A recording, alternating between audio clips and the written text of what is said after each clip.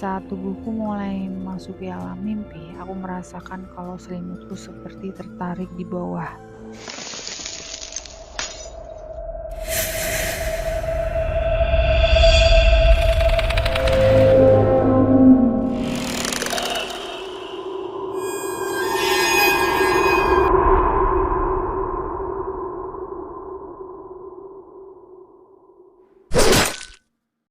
Hai, halo semua.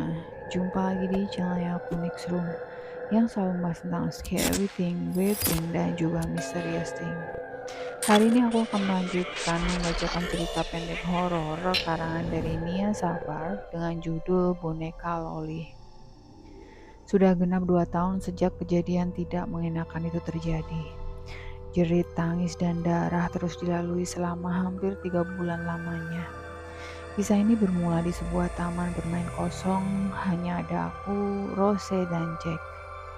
Waktu sudah menunjukkan pukul 17 dan matahari mulai turun ke peradabannya.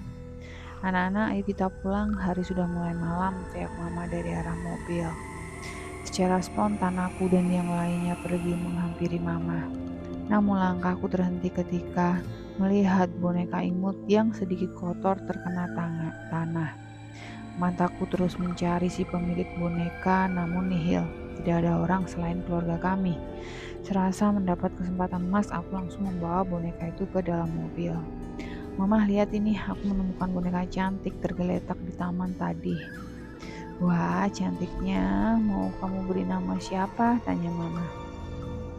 Gimana kalau Loli? Nama yang lucu bukan? Usul Rose kepadaku. Akhirnya aku pun memberikan nama Loli. Sesampai di rumah, aku langsung menggantikan pakaian Loli dengan pakaian yang lebih bersih. Malamnya, semua nampak lahap menikmati ayam panggang buatan mama hingga tiba-tiba lampu di ruang makan berkedip dengan sendirinya. Dan lilin-lilin di meja makan mendadak padam. Suasana seketika terasa dingin dan membuat bulu kuduk berdiri. Hening, dingin, dan mencekam. Semua menjadi satu dan membuat perasaan tidak karuan. Gelak, seketika tenggorokanku seperti tercekat dan tidak mampu menelan air liurku sendiri.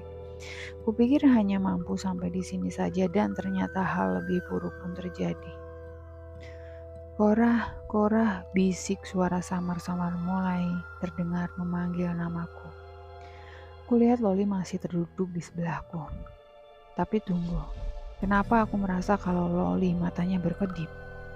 Apa jangan-jangan ini ulah Loli? Ah, tidak mungkin, dia kan cuma boneka yang tidak bergerak. Benda-benda mulai berterbangan ke sana kemari. Jack mulai menjerit tidak karuan karena terlalu takut. Dan Rose hanya terus menutup wajahnya di balik tubuh mama. Setelah lebih dari 10 menit kejadian ini, akhirnya semua kembali tenang. Shock yang kami rasakan tidak karuan itu sangat menghantui kami. Dan akhirnya kami pun sepakat untuk ke kamar dan beristirahat. Saat tubuhku mulai memasuki alam mimpi, aku merasakan kalau selimutku seperti tertarik di bawah. Dan di saat terbangun, aku mendapati Loli ada di sana tergeletak. Segera aku pindahkan dia ke sebelahku dan aku kembali tertidur. Korah, Korah, bangun Korah. Siapa itu? Suara itu berasal dari arah Loli. Tapi apa mungkin dia? Siapa itu? Keluar kau. Jangan kau sembunyi, teriakku. Ini aku, Loli. Tiba-tiba Loli terbang melayang ke arah udara dengan tatapan sinis dan menyeramkan. Matanya tiba-tiba mengeluarkan darah, mulutnya tiba-tiba tersenyum dengan cekikikan seramnya.